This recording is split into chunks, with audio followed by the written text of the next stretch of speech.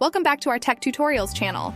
Today we're going to run through easy step-by-step instructions on copying and pasting images from Google into a Word document using Microsoft Office 365. The process is also similar if you're using the Microsoft Word application on your computer, so let's get started. First, we'll open the browser. In the search bar, type google.com, then find the image you want to copy and paste into your Word document.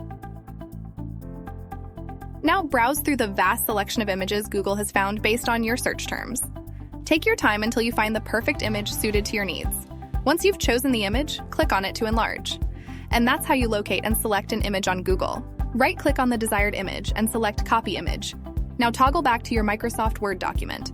In your Word document, right-click where you'd like the image to go and click Paste. There's also a shortcut for this. You can press Ctrl+V to paste the image quickly. Alternatively, there is a second method for more precise image controls. On Google, right-click the image and select Save Image. Wait for the image to download and locate the image on your computer.